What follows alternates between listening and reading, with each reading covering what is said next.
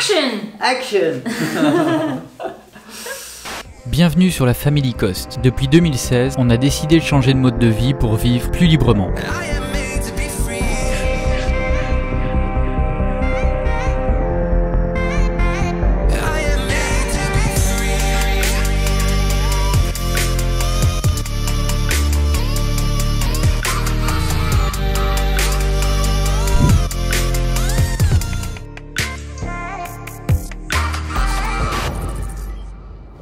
Bonjour et bienvenue dans cette nouvelle vidéo qui démarre. Et cette nouvelle vidéo, en fait, on veut la faire un petit peu pour tout le monde et surtout aussi pour... Explicative. Voilà, explicative et pour tous les nouveaux qui nous ont rejoints ces derniers jours, ces dernières semaines et même ces derniers mois.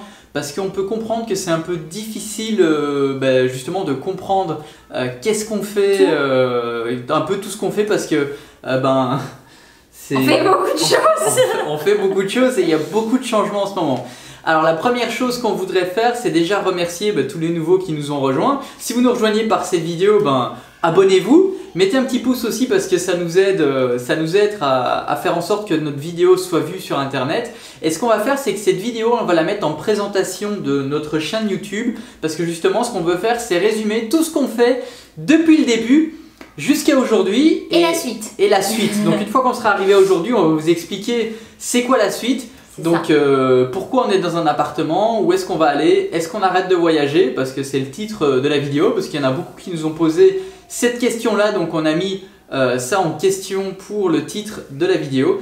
Et ce qu'on voudrait commencer à faire, c'est vous résumer tout en quelques petites minutes. Qu'est-ce qui s'est passé du début de la chaîne jusqu'à aujourd'hui? C'est parti. Comment est née la Family Cost? Avec Audrey, on s'est rencontrés le 1er janvier 2011 dans un Starbucks à New York. Toute l'histoire est en haut ici, sur le petit i, si ça vous intéresse. On décide de se mettre ensemble quelques mois après. On s'installe à Lyon, mais avec l'idée de repartir vivre sur le continent américain dès que possible. On est fauchés comme les blés à l'époque. On prend un boulot qui ne nous plaît pas du tout pour survivre financièrement. On démarre plusieurs projets sur le web qui sont tous des échecs totaux. Bonjour, c'est Sébastien Coste. Savez-vous pourquoi la plupart des gens n'obtiennent pas ce qu'ils veulent dans leur vie? Mais on apprend beaucoup de choses. Après quelques mois, Audrey change de boulot et est auxiliaire parentale dans une famille.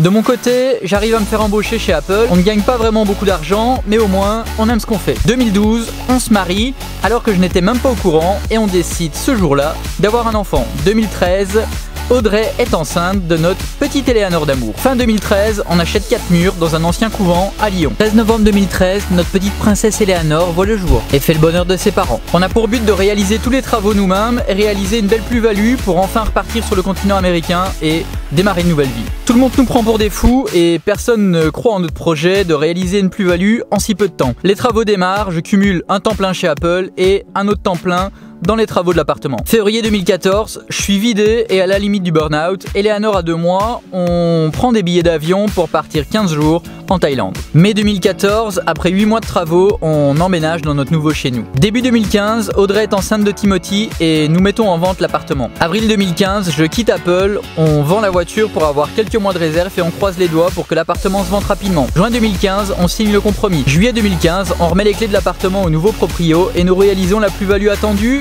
qui nous permet de partir au Canada. Septembre 2015, on arrive à Montréal. Audrey veut s'assurer qu'elle arrivera à supporter l'hiver avant de démarrer les démarches d'immigration. Octobre 2015, on entame les démarches d'immigration. On adore le Québec. 1er décembre 2015, Timothy naît à la maison à Montréal. Bienvenue à notre petit Canadien. Avril 2016, rien ne bouge pour notre immigration. On est touriste, on ne peut pas travailler et notre réserve d'argent fond comme neige au soleil. 2 avril 2016, des amis québécois viennent passer la soirée chez nous. Les conversations sur le sujet de la liberté s'enflamment et l'idée de partir vivre sur les routes est lancée. Le projet Family Cost est né. Objectif, vivre autrement pour avoir plus de liberté, voyager et réussir à gagner notre vie en 1 an avec les réseaux sociaux en partageant l'aventure. On vise les 100 000 abonnés en 1 an. 22 avril 2016, la première vidéo est en ligne sur la chaîne YouTube Family Cost. On demande à tout notre réseau Facebook de partager la vidéo pour nous aider à démarrer. On fait plus de 4000 vues la première semaine, les commentaires sont tous positifs. Nous sommes plus que confiants dans la réussite de ce projet. 2 semaines après, on plaque encore une fois tout et on achète Liberty, notre nouvelle résidence principale. 19 mai, les travaux de la caravane démarrent. 6 juin 2016, on fête déjà nos 1000 premiers abonnés et, comme des gamins, très heureux. 18 juin 2016, un youtubeur connu, Steelers, parle de nous par je ne sais quel miracle. On prend plus de 2000 abonnés en 2 jours. On est comme des fous. Waouh, waouh, waouh, je capote! On espère se faire sponsoriser un pick-up en échange de visibilité, mais personne ne nous fait confiance. On enchaîne une vidéo par semaine pour montrer l'évolution des travaux de la caravane. Début août, on achète notre pick-up d'occasion, bienvenue nos limites.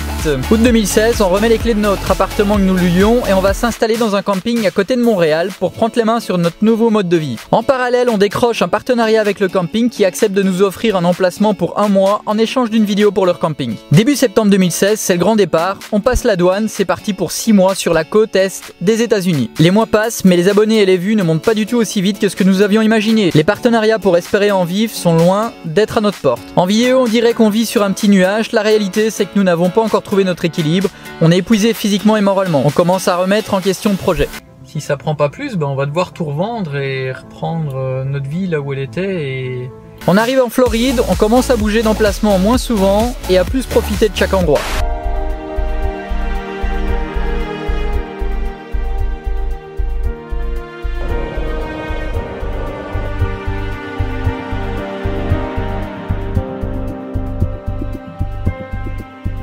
Février 2017, mise en ligne de notre vidéo, présentation de notre caravane après les travaux. Mars 2017, nous arrivons à la fin de notre visa de 6 mois aux États-Unis. On prévoit de remonter 6 mois au Québec pour enfin découvrir cette magnifique région plus en profondeur avec la caravane. Mi-mars, on se prend une tempête de neige dans le nord des États-Unis alors que la caravane n'est pas équipée pour l'hiver. C'est la merde, on en a plus que marre et on ne sait pas quand l'hiver va se terminer au Québec. Mais finalement, c'est sans importance car une fois arrivé à la douane, l'immigration du Canada nous fait attendre plus de 4 heures pour finalement nous dire qu'ils nous laissent rentrer dans le pays 15 jours maximum car ils pensent que nous venons pour immigrer illégalement. On est encore épuisé moralement, on essaye de négocier et de s'expliquer, elle ne veut rien entendre, nous sommes considérés comme des moins que rien. Très énervé, on n'accepte pas son autorisation de 15 jours et on tourne les talons. Il nous reste 5 jours sur notre visa américain, nous n'avons pas le choix, direction le Mexique. Et du coup... On va au Mexique. On va au Mexique. On rigole mais on rigole pas du tout. En fait, on rigole de nerfs, moi j'ai pleuré tout à l'heure. 3 jours plus tard, on arrive au Texas avec un trou dans la caravane, mais les températures sont de nouveau au beau fixe. On passe la frontière avec une grosse boule au ventre. Tout le monde nous dit que ce pays est super dangereux et que nous sommes complètement fous d'y aller avec notre grande caravane. Tout est complètement différent des États-Unis, mais les semaines passent et nous nous rendons compte que finalement, les médias en font des caisses et sont négatifs sur ce pays, mais nous, on adore. Les gens sont super gentils et moins stressés, tout est plus simple ici, on découvre un pays magnifique et on en prend vraiment plein la vue.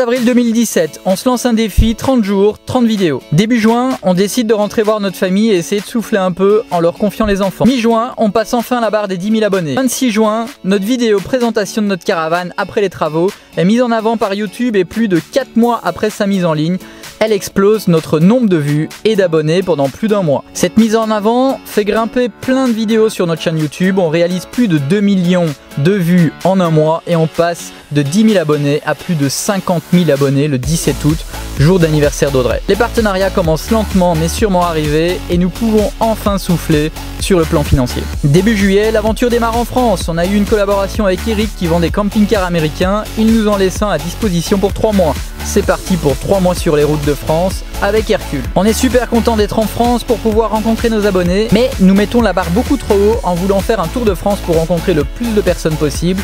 On s'épuise encore plus que ce que nous l'étions déjà, alors qu'on rentrait à la base pour souffler un peu. 16 août, on publie la vidéo de présentation du camping-car, elle explose directement et arrive rapidement à plus de 200 000 vues. Octobre 2017, M6 fait un reportage sur nous, et on est très déçus de leur manière de nous présenter. Ils mentent sur plein de détails de notre vie. Fin octobre 2017, retour au Mexique où l'on retrouve la mer turquoise et notre liberté d'amour. On reprend la route au Mexique avec une famille de camping-caristes français. Orlan joue beaucoup avec nos enfants. On prend conscience que ça serait cool d'avoir une personne en plus dans la caravane qui nous accompagne quelques mois pour partager une expérience avec elle et nous permettre des pauses avec les enfants. Mi-février, on arrive sur la Riviera Maya. On adore, on tombe sur Alberto qui nous invite à rester sur son terrain le temps que nous voulons. On se pose plusieurs mois pour découvrir cette région qui nous émerveille. On part une semaine en croisière en collaboration avec MSC et nous commençons l'aventure avec des filles au pair. La première reste un mois et ça ne se passe vraiment pas bien. On décide ensuite de nous tourner vers nos abonnés et d'accueillir avec grand plaisir Manon qui deviendra comme un membre de la famille durant plus de 2 mois. Avoir une fille au pair 2 à 3 fois par an nous convient et nous trouvons enfin notre équilibre sur la route. 10 juin 2018, on passe enfin la barre des fameux 100 000 abonnés. Objectif atteint après 2 ans et 1 mois. Ce chiffre est bien plus qu'un chiffre pour nous. Il représente la réponse à tous ceux qui ne croyaient pas en nous et qui ont essayé de nous décourager dans ce projet fou. Comme lorsque nous avions réussi à réaliser la plus-value de notre appartement. Les demandes de partenariat tombent de plus en plus, on vit enfin pleinement des réseaux sociaux. Fin juin 2018, on accumule des problèmes de santé et début juillet, Eleanor fait des convulsions qui nous fait penser que nous allons la perdre et nous fait vivre le pire jour de notre vie. C'est une pneumonie, elle restera plus de 10 jours à l'hôpital, finalement, elle ira beaucoup mieux quelques semaines plus tard. Cette expérience nous fait relativiser, nous pousse à encore plus profiter des petites choses de la vie. Fin août, c'est les au revoir avec Manon, cette expérience avec elle était juste incroyable. On prend la direction du Belize début septembre, accueillons notre nouvelle fille au pair Fiona, très différente de Manon mais tellement gentille elle aussi. Tout comme Manon, les enfants l'adorent et nous aussi. La branche est dans l'arbre, l'arbre est dans le bois est là-bas, le bois est là-bas. Il est où le bois? Là-bas. Il est où le bois? Là-bas. Elle restera jusqu'à la mi-décembre avec nous et on découvrira ensemble le Belize et le Guatemala. Octobre 2018, je me fais mort par un fer de lance, un serpent mortel au Guatemala, mais heureusement, j'arrive assez rapidement à l'hôpital et je suis de nouveau sur pied 3 jours plus tard. On continuera notre route au Guatemala, pays lui aussi magnifique et on dormira même au sommet d'un volcan. Non mais là, regardez ça. C'est beau hein, Eleanor? Oui. T'es contente d'être ici? Oui. T'as fait beaucoup de cheval hein? Oui. Tout ça, un cheval. La journée à cheval. On est trop bien. Fin décembre, c'est la fin de l'aventure avec Fiona et notre retour en Europe pour 3 mois afin de profiter de la neige et de la montagne qui nous manquaient depuis plus de 3 ans. On passe Noël avec nos proches pour notre plus grand bonheur et notre retour accélère les demandes de partenariat et notre Instagram monte en flèche. On décide de mettre bébé 3 en route qui arrivera quelques semaines après. Une nouvelle page commence à s'écrire, on décide que sa naissance se fera au Panama où nous sommes en ce moment depuis début mars. Nous ne savons pas où nous serons dans 10 ans, ni ce que nous ferons.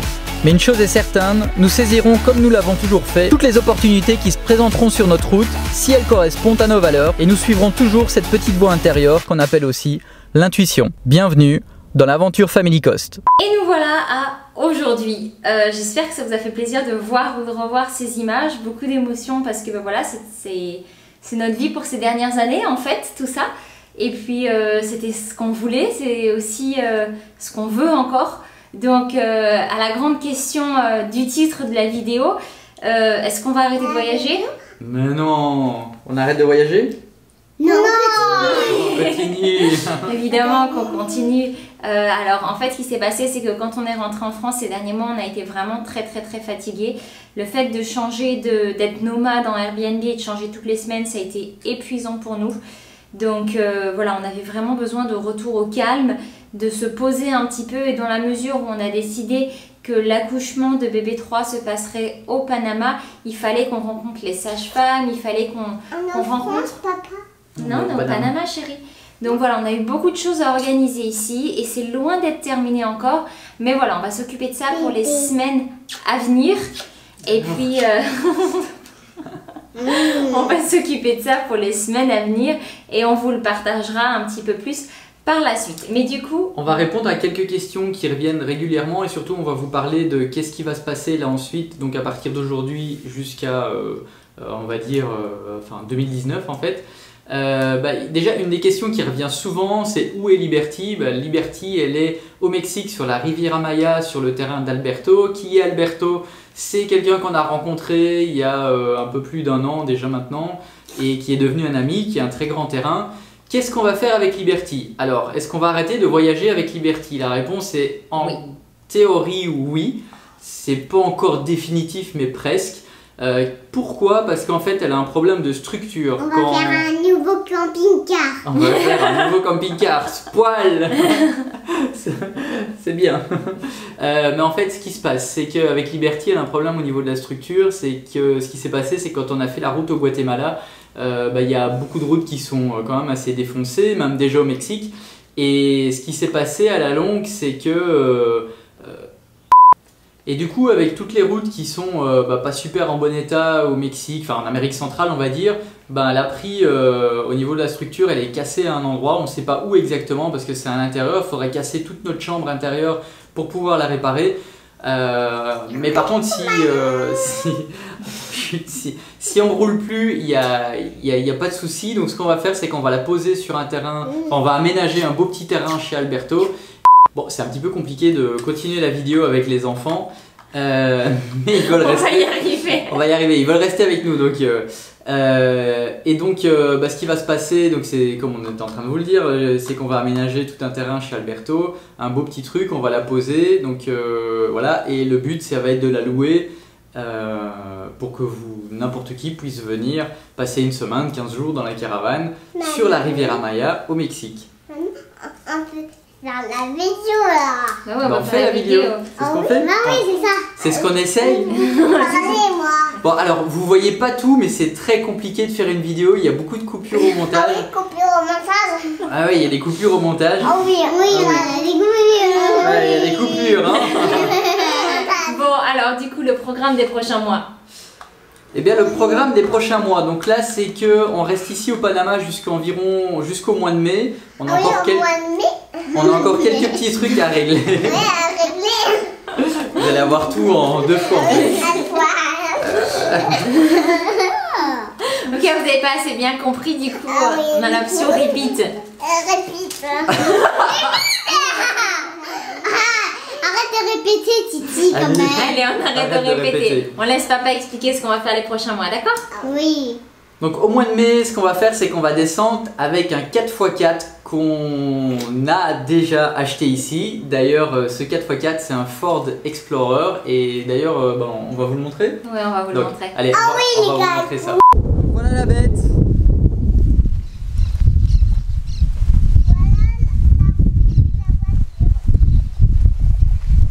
Bon, nous voilà devant la voiture et donc on va vous montrer ça vite fait en fait.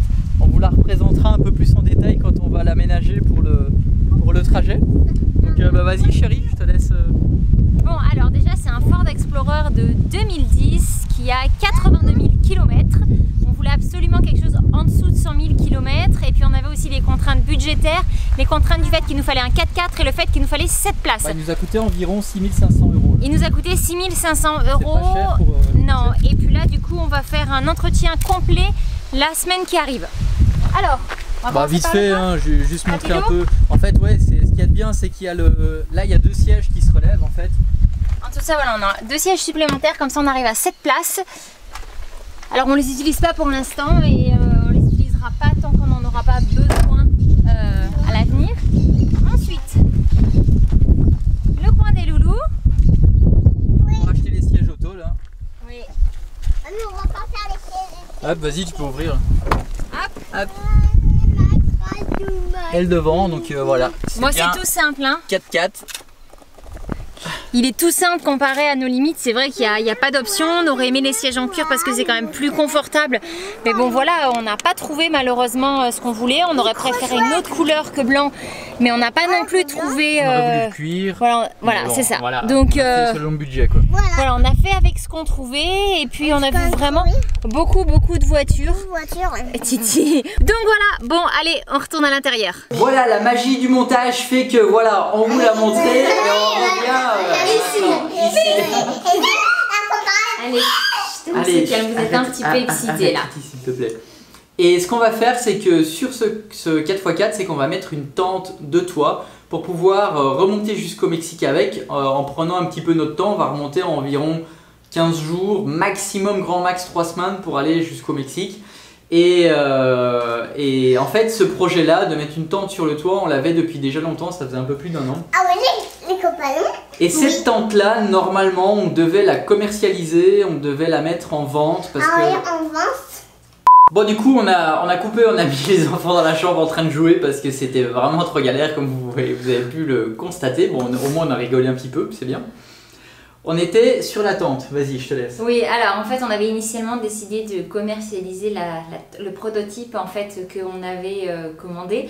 On avait fait faire beaucoup de modifications parce qu'on voulait vraiment quelque chose de très précis, mais malheureusement, on n'a pas été très satisfait du service et du travail qu'ils ont apporté.